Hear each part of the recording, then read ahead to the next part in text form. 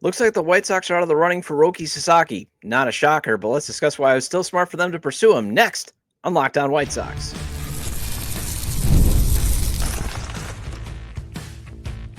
You are Locked On White Sox, your daily Chicago White Sox podcast. Part of the Locked On Podcast Network, your team every day. Hello, I'm your host, Todd Welter, a lifelong Sox fan and the site expert of SouthsideShowdown.com, part of the FanSided Network. And also, I've covered Major League Baseball for outlets such as the Associated Press. And thanks for making Locked On White Sox your first listen every day, part of the Locked On Podcast Network, your team every day. Make sure to hit the like button on today's episode. Subscribe to the YouTube channel at Locked On White Sox if you've not done so already. And also follow or subscribe to the show at wherever you get your podcasts.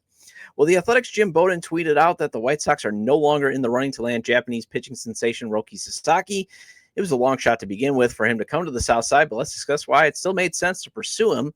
Then let's discuss some suggested New Year's resolutions regarding being a White Sox fan in case you haven't made yours yet or you already broke it. And finally, the Sox made another trade for some bullpen help and possibly a starting pitcher. Let's discuss if it was an overpay to get Tyler Gilbert. Today's episode is brought to you by Gametime. Download the Gametime app, create an account, and use code LOCKEDONMLB for $20 off your first purchase. All right, so I got to admit I'm wrong right off the bat, or at least where I was wrong in terms of one criticism I had of the White Sox pursuing Roki Sasaki. I want to say it was a couple weeks back. I blasted the franchise for pursuing a major free agent like Sasaki only because he'd come cheap, at least relative to the market.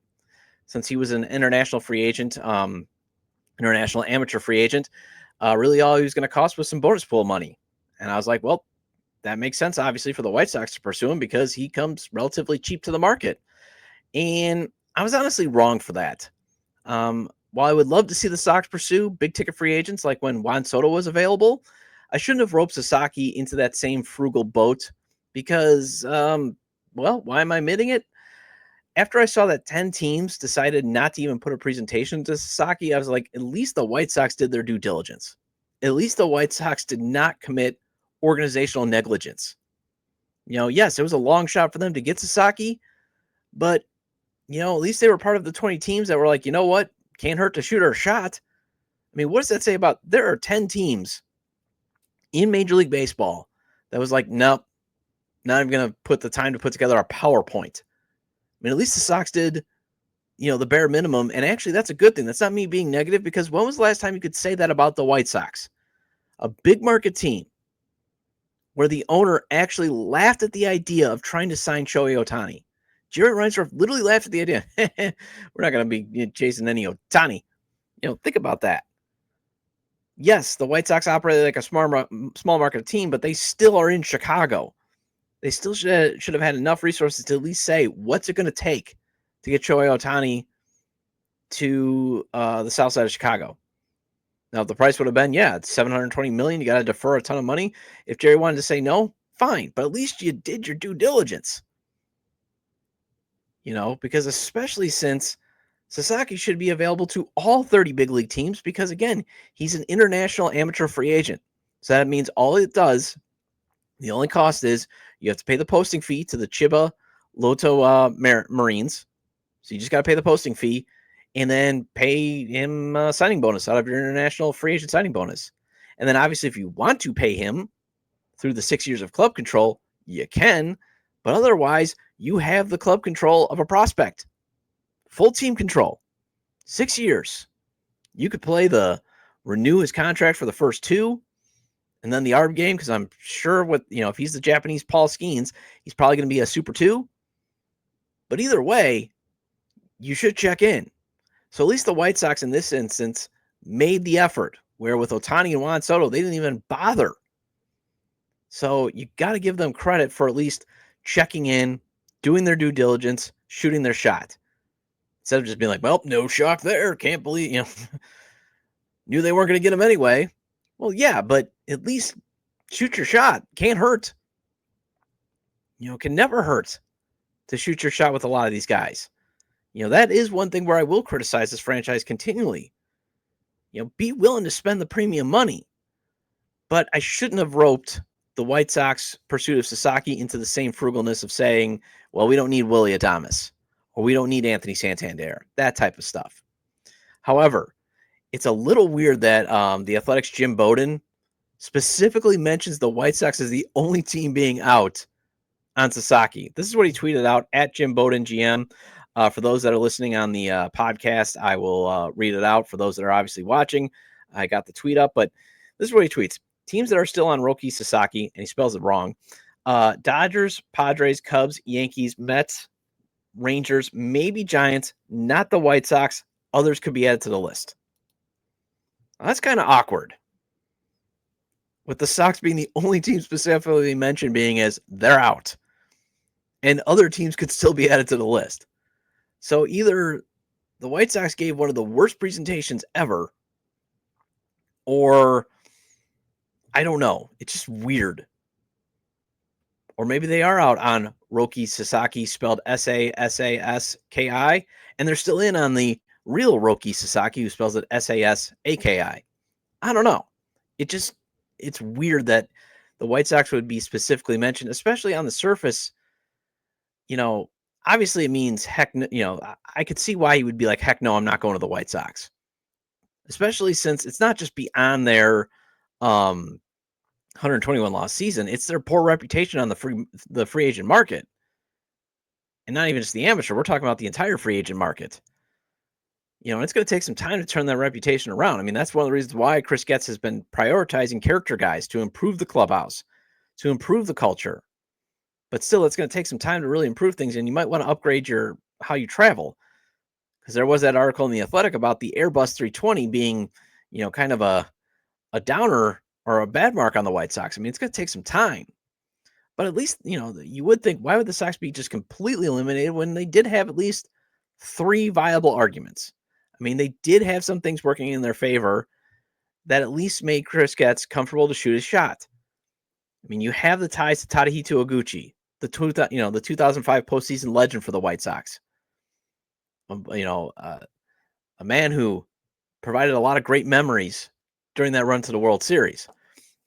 He was Sasaki's manager in Japan for a few years, and it was believed that the Sox do have a good relationship with Oguchi. So you could have had, you at least had that there. And you could boast that, hey, we got, 2 other stud young pitching prospects that you could come together with Hagen Smith and Noah Schultz. And if you all realize your potential, you're the next Glavine, Maddox, and Schultz. With the only difference is you guys throw really, really hard. We're talking Hudson, Mulder, and Zito. We're talking about franchise altering.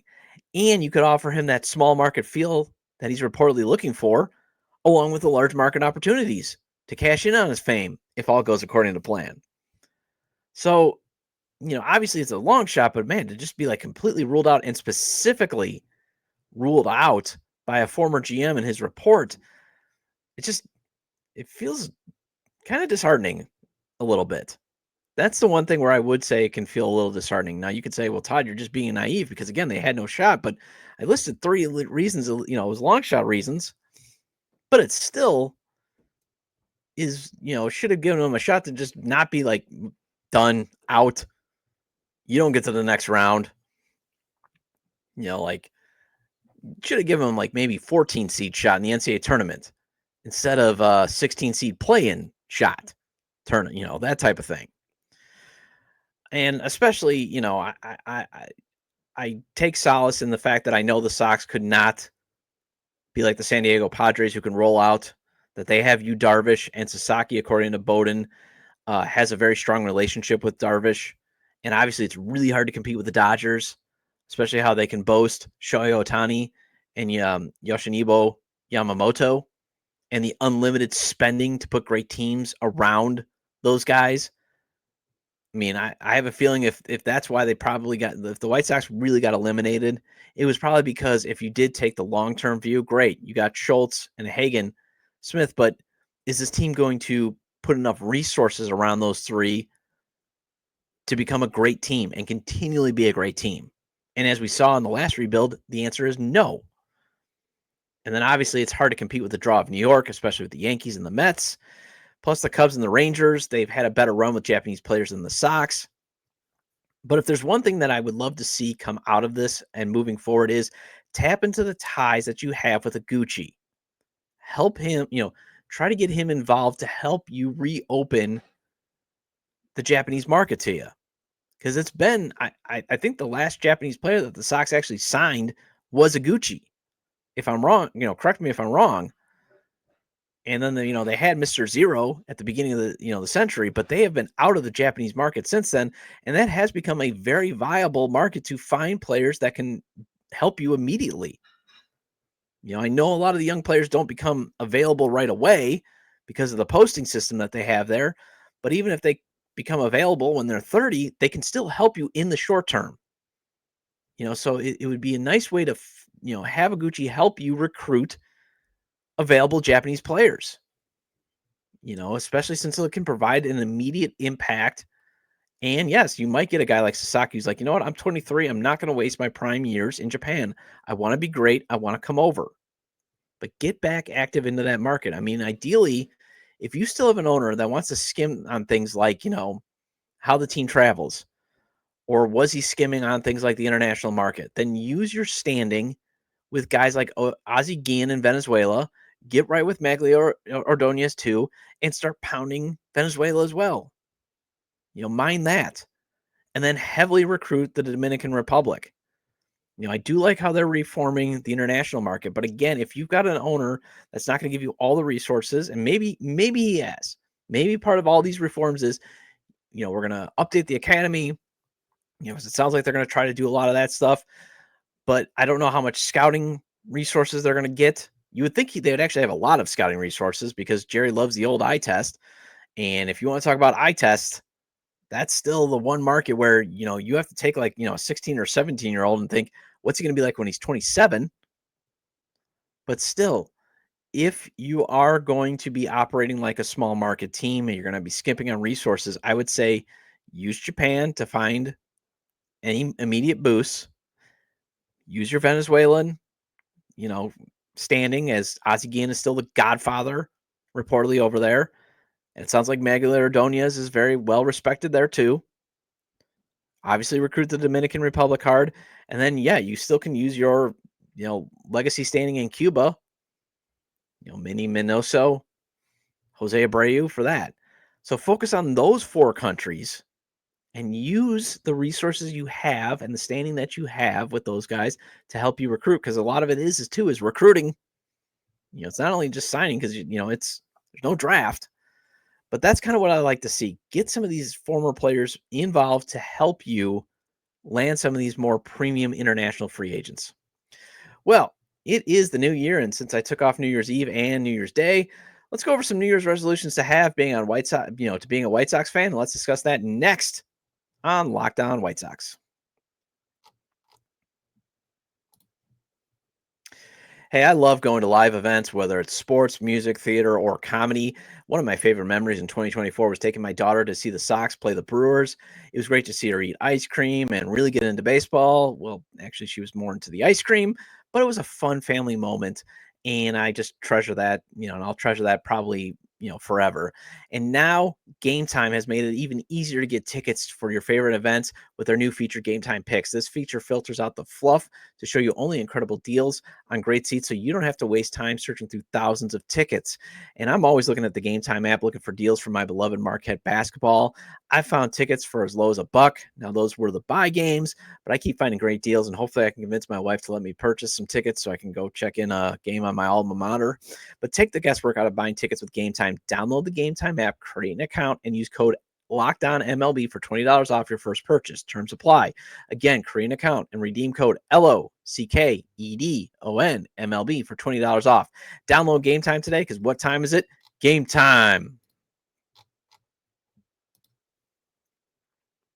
Welcome back to Locked On White Sox. I'm your host, Todd Welter. Again, make sure to hit the like button on today's episode and subscribe to the YouTube channel at Locked On White Sox if you've not done so already. And if you can't catch the show on YouTube, Locked On White Sox is available on all major podcast platforms, so make sure to follow or subscribe on places such as Apple or Spotify. Either way, get your 30-minute fix of Chicago White Sox baseball venting with me. So it is 2025, and the hope is the 2025 season will not be historically bad like it was in 2024. Hopefully, let's never forget 2024, but let's try not to ever have to speak about it that much ever again. And when it comes to being a Sox fan in 2025, I do suggest the following resolutions to help you survive what's probably going to be likely 100 loss season. So right off the bat, no booing. Chant sell the team instead. Okay? Because a lot of these players, they're mostly 1F4 players making less than $2 million.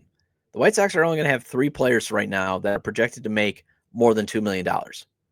Andrew Benintendi, Luis Robert Jr., and then whatever Andrew Vaughn gets in arbitration. That's sad. So you're really going to have a lot of 1F4 players and a lot of $1 million players. And in today's big leagues, $1 million is basically the veteran minimum.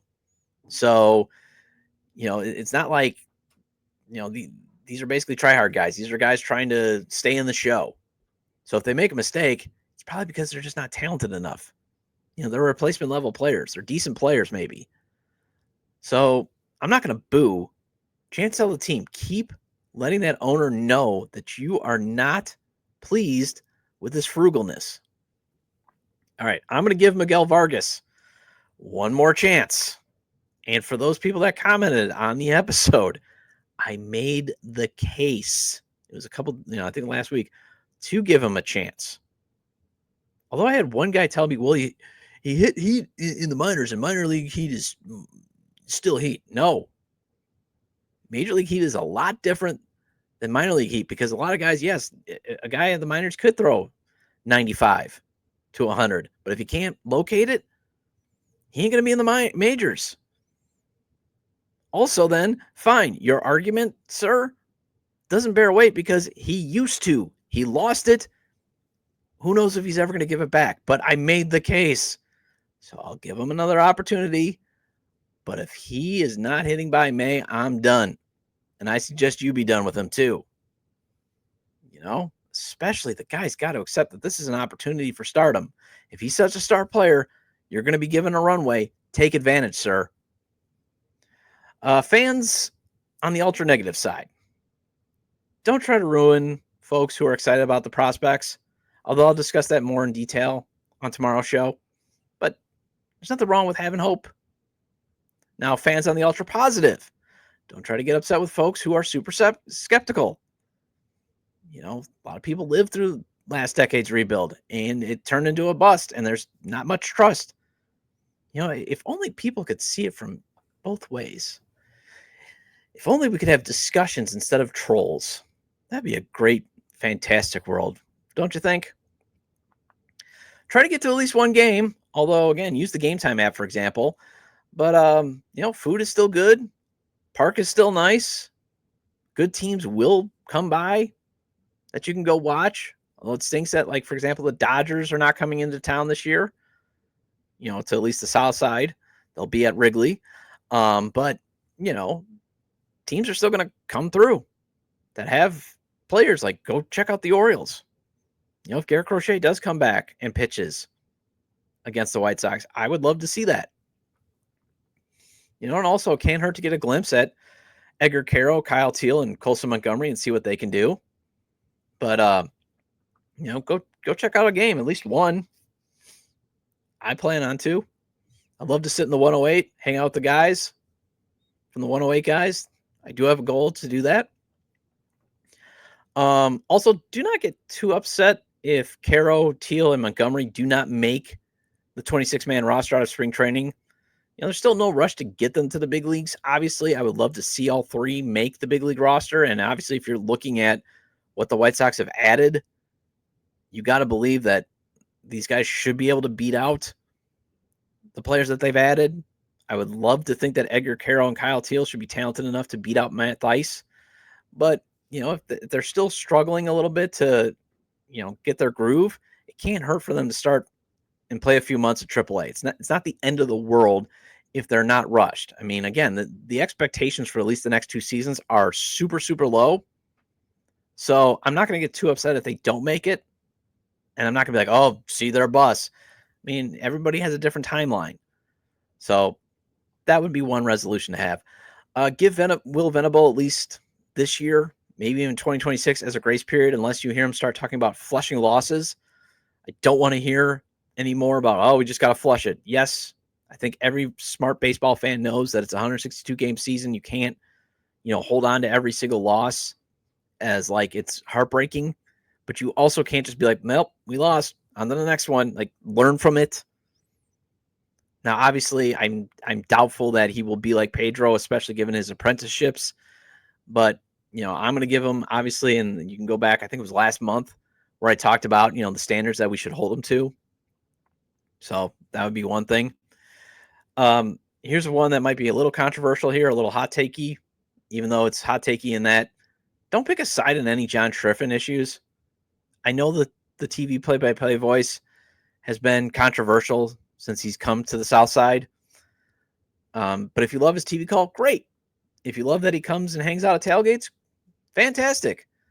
But, he doesn't do the song and dance, obviously, with local radio stations, both the 670 Score and ESPN 1000. And that's just something a TV play-by-play announcer should do.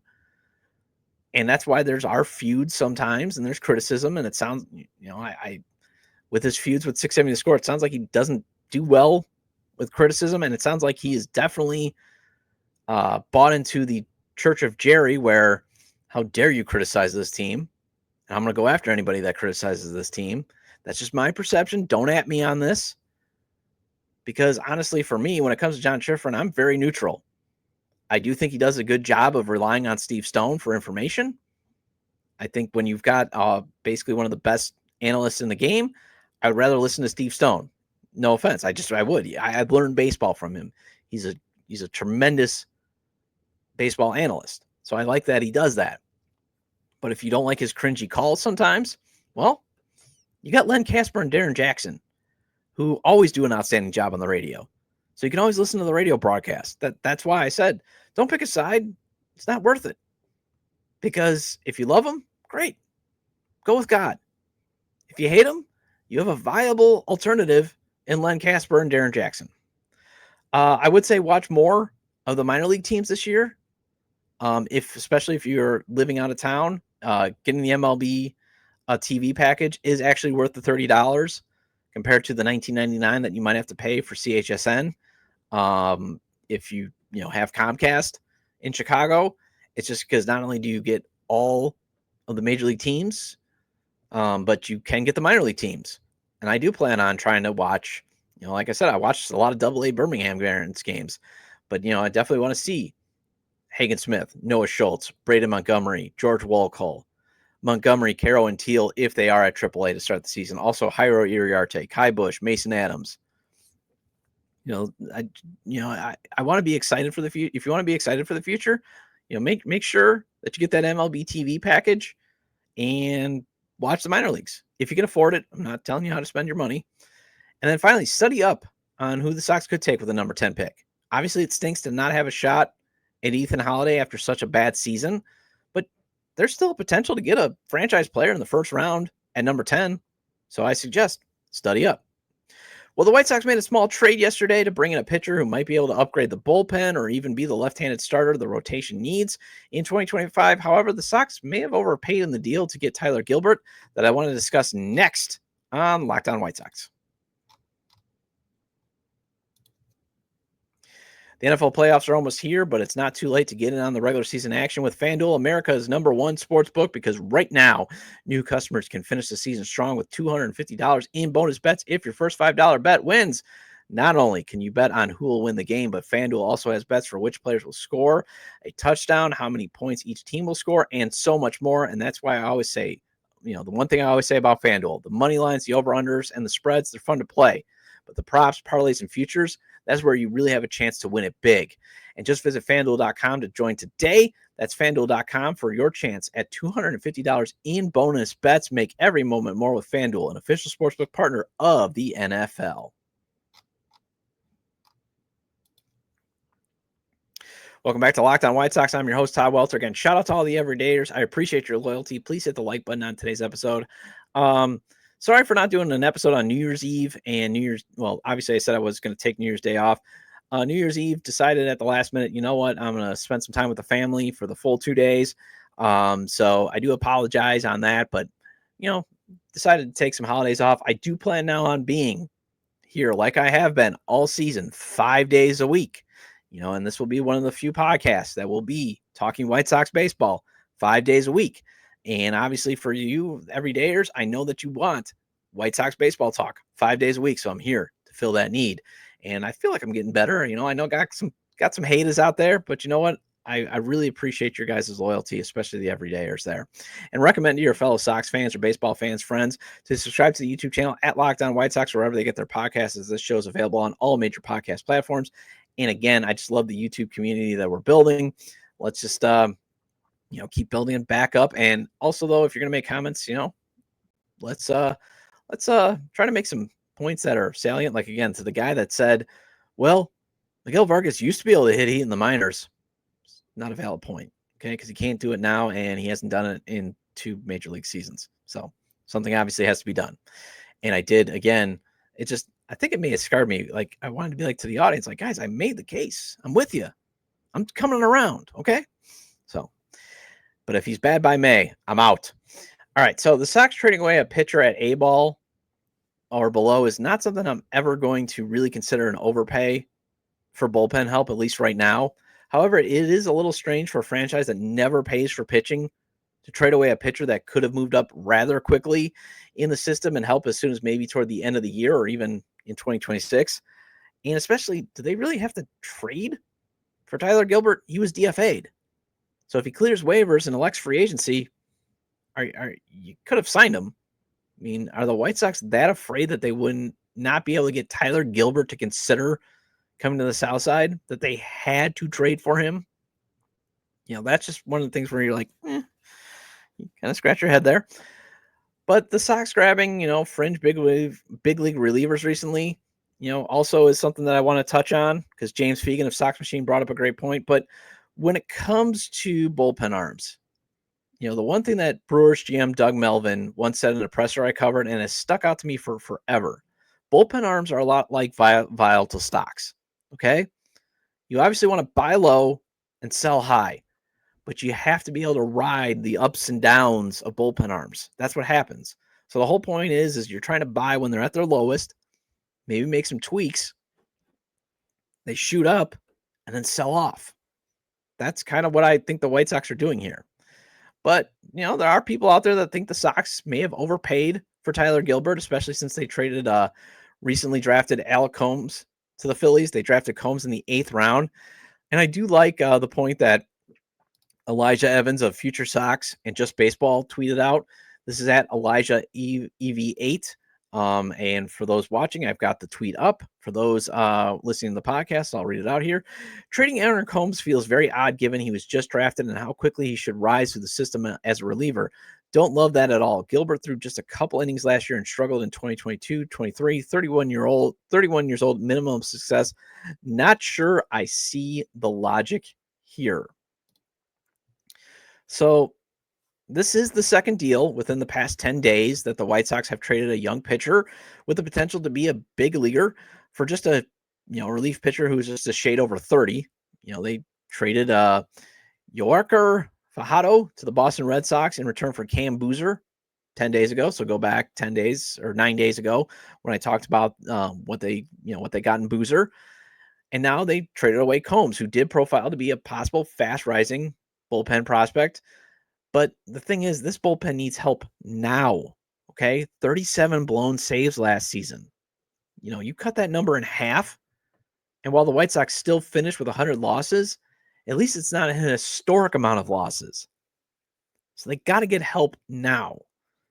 I have no problem with the Sox trying to find that help now rather than wait possibly a full season to see if Combs can help the pen.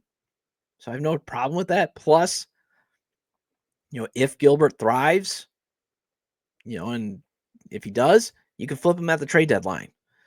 And, this is also another tap into assistant GM Josh Barfield's network, as Gilbert made his big league debut with the Arizona Diamondbacks back in 2021. And I'm fine tapping into that network instead of, say, former Royals players like we saw last offseason. Remember, the Sox were tapping into Getz's connections with the Royals. That did not work out well. I'd rather go with Barfield, because at least the Diamondbacks have had, a recent run of some success. He came to the Diamondbacks in the Rule 5 minor league phase from the San Diego Padres. He debuted at 27 in 2021 with 9 appearances, including 6 starts. The lefty threw a no-hitter in his first big league start against the Padres, and that's been so far his highlight of his career, because it's been all downhill from there. He's had ERAs over 5 in 2022 and 2023. He allowed double-digit barrel percentages in those years, and he struggled to keep the ball in the park. He was outrighted off of Arizona's roster in 2023. He elected free agency and signed with the Reds. Didn't make the team out of spring training. He gets eventually traded to the Phillies, where he made 8 late season appearances and posted a 3.24 ERA. However, his hard hit rate was 48.4%. So again, you may scratch your head as to why did they give up Combs, who actually showed some promise in Kannapolis, for Gilbert. But again, I go back to there's nothing wrong with trying to find big league, free agent reliever, big league relievers that are at their lowest off the scrap heap and see if you can reclaim them and then ship them out when they're at their highest value. And the hope is Gilbert works with Brian Bannister. You tweak some things and maybe you get an immediate impact. And Gilbert can actually throw 6 pitches: sinker, four-seamer, sweeper, cutter, knuckle curve, and a split finger. But he usually hits 91 and 92 on the gun. But here's the thing that I think is more of a bigger head scratcher or a wonder than just have you given up 2 prospects who profile to be big leaguers some days. And this is what James Fegan of Sox Machine wrote. Gilbert needs to perform better with the Sox than he has at any previous major league stop to make an impact. However, the first time a team in the middle of a deep rebuild swaps a fringe prospect for 30-something reliever, that's considered a blip. The second time, it's a cause to take note. Combined with the waiver claims of Ron Maracchio and Penn, I probably butchered that name, my apologies, and Penn Murphy, that makes it 4 relievers with small measure of MLB experience success who were pushed off the fringes of contending teams' 40-man rosters by injury circumstance, only to be gobbled up by the White Sox organization that has room and opportunity to spare. Since it's already stretching the timeline rules to include Marinaccio in this effort, the initially successful waiver claim of a verified real person, Gus Varland, has a similar feel. The White Sox bullpen blew 37 saves last year, traded away anyone who's eventually partially shielded from the carnage, so anyone with passable major league resume is more than welcome. I'm going to skip ahead. Given how much time Brian Bannister has spent talking about trying to make the White Sox a home for launching successful runs for overlooked pitchers, this concerted effort necessitates me to update a personal list. So again, this also fits with kind of what the White Sox want to do development-wise, and I would check out the piece on SoxMachine.com as Josh has like 5 interesting, things that are happening this offseason. And one of them is find low-cost relievers in hope of making them trade deadline assets. And that's why I'm fine with this. Buy low, sell high. And yeah, you might have to give up something good to get potentially something good. But I'm okay with it because Sox also have a ton of pitching depth. And you can find another pitcher like Combs in the 2025 draft. Combs was a really good reliever for Tennessee. You can find a lot of really good relievers in the draft, especially in the 8th round. And Gilbert also has starting experience, so maybe he vies for a spot since the rotation could use a lefty, although Fegan says he will probably likely go to the pen. So you now have Boozer, Jared Shuster, and Gilbert, who are probably you're going to slate in to as left-handed relievers out of the pen. Plus, you're still going to have Fraser Ellard and maybe Jake Eder, who can pitch out of the bullpen from the left side. However, I think they're going to have Jake as a starter and keep him stretched out at AAA for depth because obviously you need depth, and they haven't really signed a lot of depth veteran starting pitchers. Braden Shoemake, he was DFA'd to make room for Gilbert. Shoemake was one of the 5 players that came back in the Aaron Bummer deal. Made the big league club out of spring training, but did nothing at the plate, was demoted, never returned. Well, that wraps up this edition of Locked On White Sox. Thank you for making Locked On White Sox your first listen today. For your second listen, find Locked On MLB. Baseball guru Sully brings a daily blend of humor and baseball, keeping you updated on every rumor and story throughout the offseason. Find Locked On MLB or wherever you listen to your podcast. And I'll be back tomorrow to discuss if you should have hope regarding the Sox improved farm system or be skeptical after last rebuild's failure. Feel free to leave comments about today's discussion regarding the Sox being eliminated from the Roki Sasaki sweepstakes, the New Year's White Sox resolutions to have, and the Sox acquiring Tyler Gilbert and possibly overpaying for him for what they gave up. You can leave them at the episode page on YouTube, X, formerly Twitter, at ToddJW or at Locked On Sox, or you can email me at LockedOnWhiteSox@gmail.com. Have a great day, and I will see you tomorrow.